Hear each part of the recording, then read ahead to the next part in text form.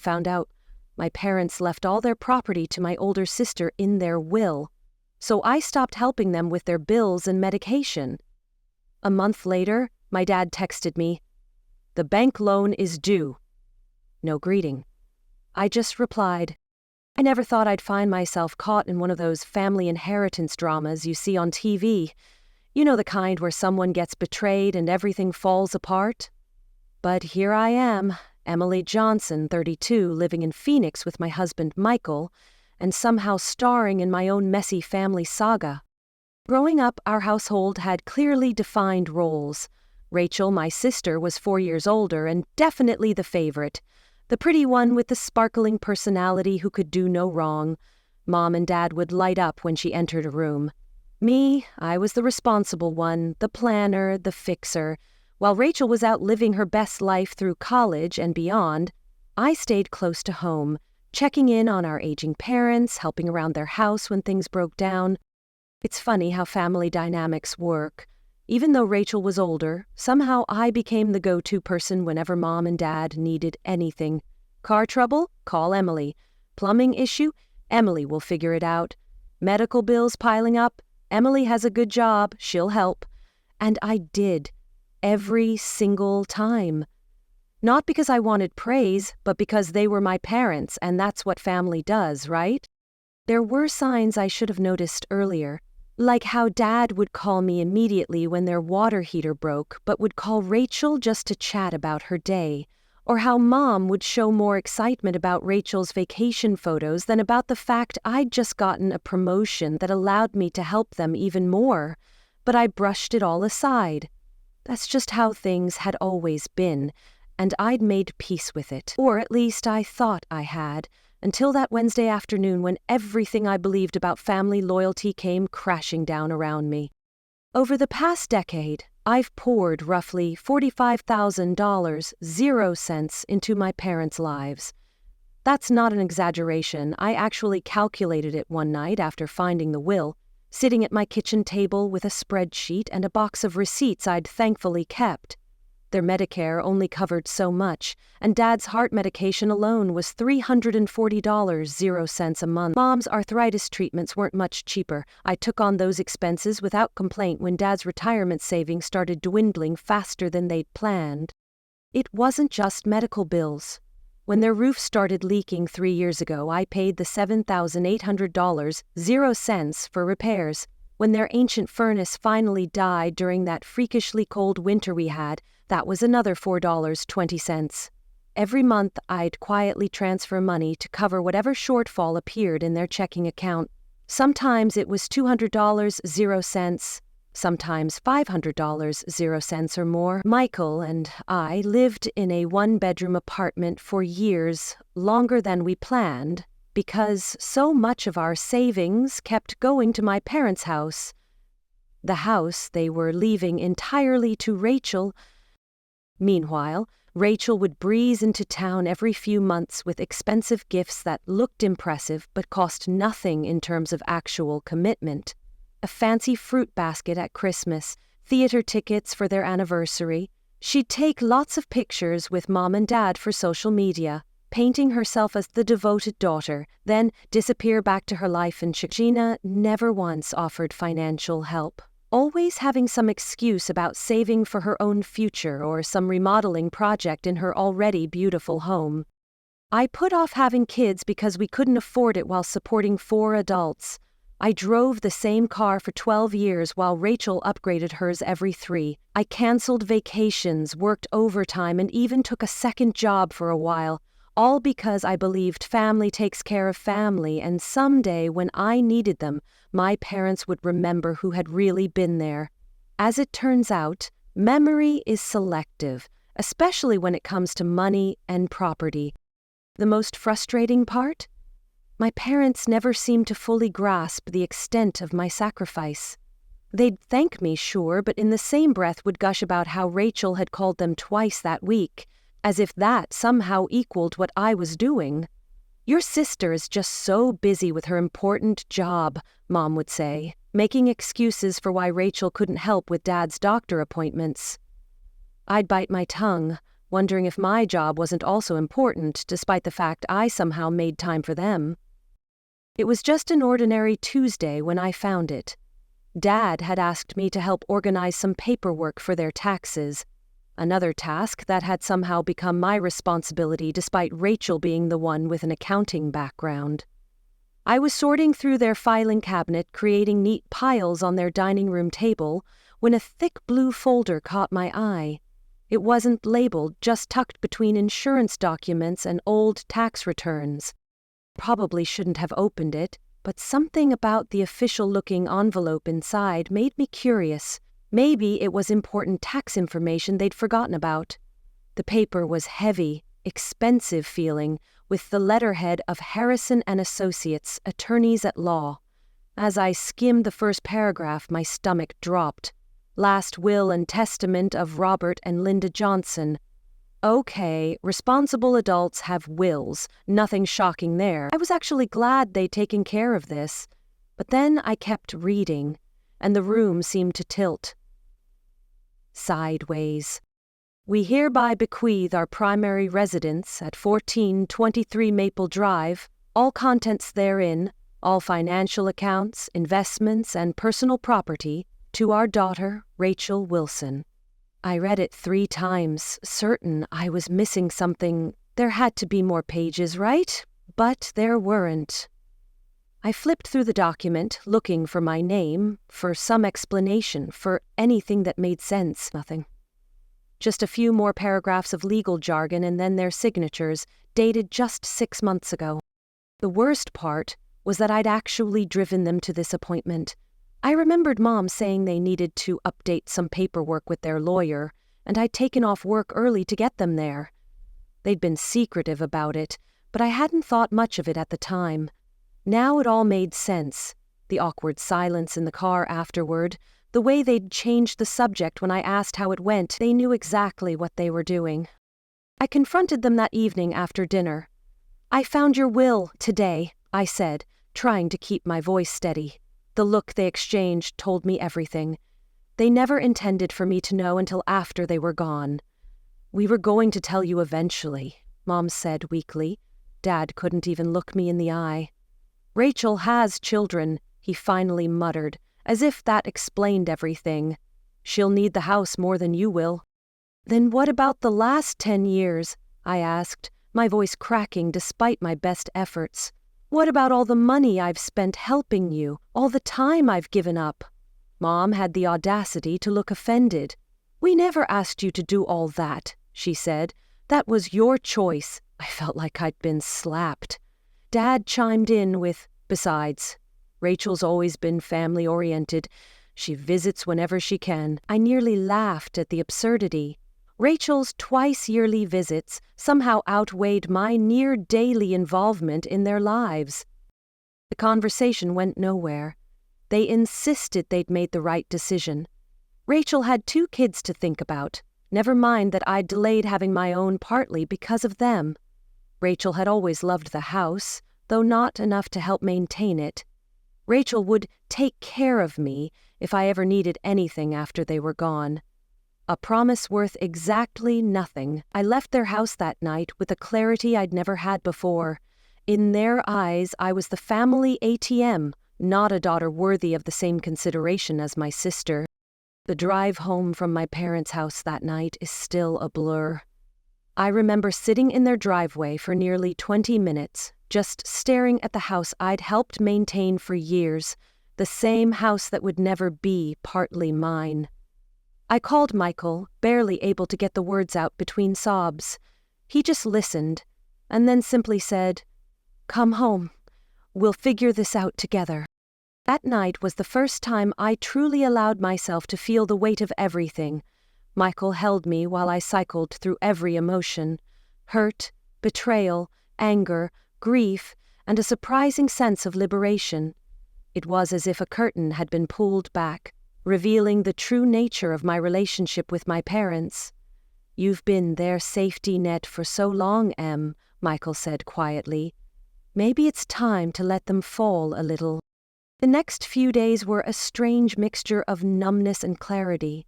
I took personal days from work, something I rarely did even when sick, and just processed. Michael found me making lists one morning, cataloging every major expense I'd covered for my parents over the years. "I know this sounds petty," I told him, embarrassed, "but I need to see it all laid out." He just nodded. "It's not petty, it's accounting." We talked for hours about what to do next. "I don't want to abandon them," I said, "but I can't keep pouring myself into a bottomless pit of need while being valued less than Rachel, who does nothing." Michael, always the more practical one, suggested a middle ground. "You don't have to cut them off completely," he said, "but maybe it's time for Rachel to step up. She's getting the inheritance, after all." The hardest part was admitting how much their decision had hurt me, not just financially, but what it represented. "It feels like they're saying Rachel is more important, more worthy," I confessed to Michael one night, "like everything I've done doesn't matter." He looked at me with such understanding that I started crying all over again. "Their decision reflects on them, not you," he said, "and for what it's worth, I think they're going to regret it." Sleep became elusive. I'd lie awake replaying conversations, wondering if I'd somehow misunderstood my role in the family all these years. Had I been fooling myself? Was I just the reliable doormat they knew would never say no? The thought that kept circling back was painfully simple. If the situation were reversed, I would have split everything equally between my children, regardless of who helped more, because that's what felt fair, what felt like love. The decision to step back came gradually, then all at once. "I can't keep setting myself on fire to keep them warm," I told Michael one morning, the words coming out with surprising certainty. He squeezed my hand. "Then don't." We agreed I would stop the automatic transfers to their account, stop checking in daily, stop being on call for every minor crisis. It felt both terrifying and necessary, like removing a splinter that had been festering for years. The first sign that my parents had noticed my withdrawal came about 2 weeks later. My phone lit up with a text from Mom. "The power bill seems higher this month." No hello, no how are you, just the implicit expectation that I would handle it. I stared at the message for a long time before simply replying, "That's tough, hope you can figure it out." Michael, reading over my shoulder, gave me a supportive nod. My hands were shaking as I set the phone down. 3 days passed before Dad called. "Your mother's medication is due for refill," he said, skipping any greeting. When I didn't immediately offer to pay, an awkward silence filled the line. "I thought you might want to talk to Rachel about that," I finally said, trying to keep my voice neutral. "She's going to inherit everything, so maybe she should start helping with these expenses." The sharp intake of breath told me this hadn't occurred to them. "Rachel has her own expenses," Dad said defensively. "Besides, you've always handled this." I simply replied, "Things change," and ended the call before I could back down. The next family dinner was excruciating. Rachel was there with her husband and kids, blissfully unaware of what I'd discovered. Mom kept dropping hints about bills and repairs, while Dad made pointed comments about family loyalty. I noticed they didn't mention these concerns to Rachel, who was showing everyone pictures of her recent vacation to Hawaii. Michael squeezed my knee under the table every time I tensed up, our silent signal that I was doing the right thing. Rachel cornered me in the kitchen at one point. "Mom says you're being weird about money lately. What's going on?" For a moment, I considered telling her everything. About the will, about the years of financial support, about how our parents had effectively made me the family piggy bank while naming her the sole heir. But looking at her confused face, I realized she genuinely had no idea. Our parents had kept her in the dark too, probably afraid she might object to the unfairness of it all. "Maybe you should ask them," I said instead. The fallout hit my parents' finances faster than even I expected. Without my monthly contributions, they quickly fell behind on bills. Dad's golf club membership was the first to go, then their premium cable package. Mom stopped getting her weekly hair appointments and started complaining about having to color it at home. Each complaint was delivered with the clear expectation that I would cave. and resume my financial support. Each time, I gently reminded them that Rachel might be able to help. When they finally did ask Rachel for money, according to Mom's tearful phone call to me, my sister was shocked at their financial situation and could only spare $200.00 that month because they were saving for a kitchen remodel. I wasn't surprised. Rachel had never been in the habit of sacrifice. What did surprise me was the twinge of satisfaction I felt. Not at my parents' struggles, but at Rachel finally seeing a glimpse of reality. That must be difficult, I told Mom, echoing the vague sympathies she'd offered me over the years when I'd mentioned my own financial strain from helping them.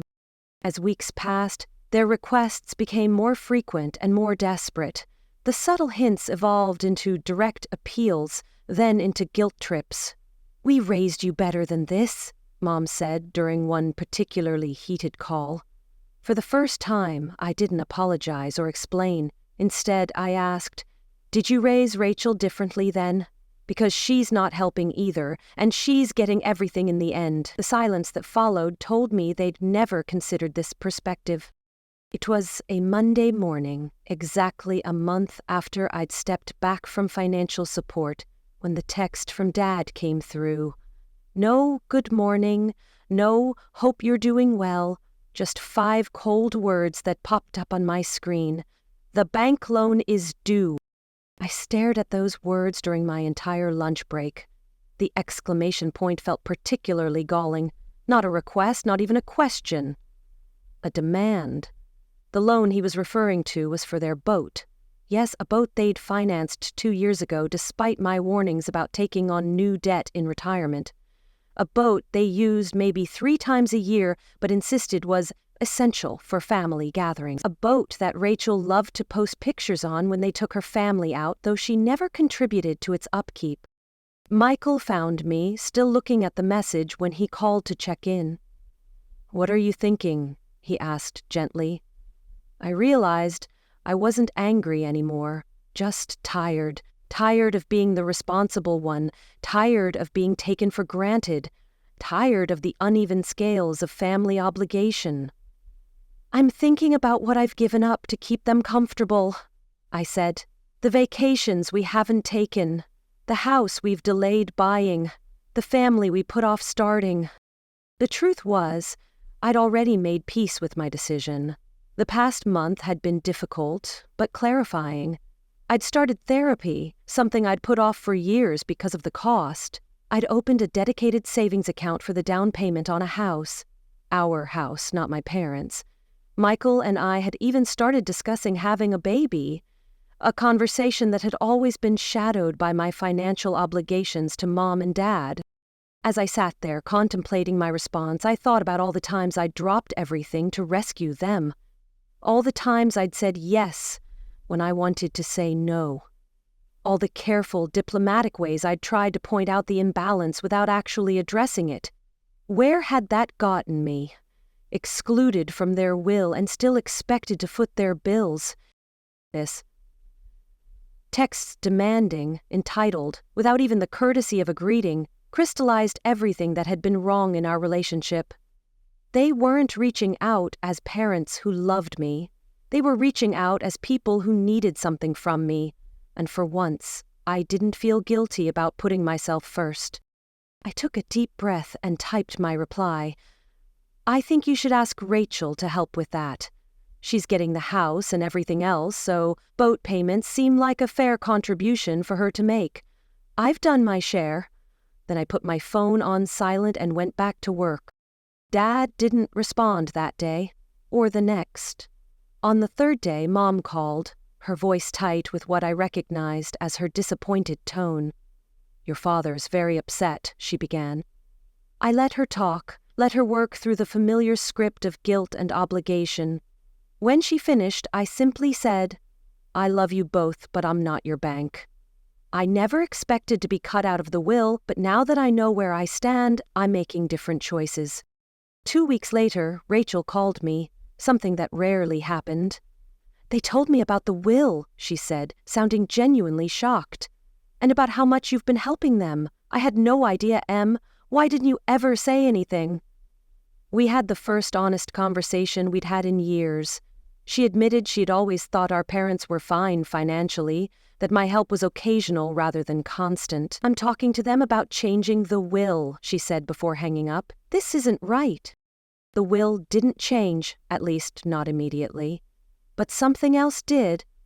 My parents started treating me differently, with a caution that suggested they finally understood what they'd risked losing. Rachel began covering the boat payment and some of their other expenses, experiencing for the first time what I'd been doing all along. As for me, 6 months later, Michael and I put a down payment on a small house with a yard perfect for the baby we're now expecting. I still see my parents weekly, still love them, still help with practical things that don't involve opening my wallet. Our relationship is different now, more balanced, more honest, and strangely, closer in some ways. They know I can say no, and I know they can survive without me rushing in to fix everything. The most surprising outcome? I'm grateful for that cold, demanding text that pushed me to finally stand my ground. Sometimes it takes seeing yourself through someone else's eyes to realize how much more you deserve.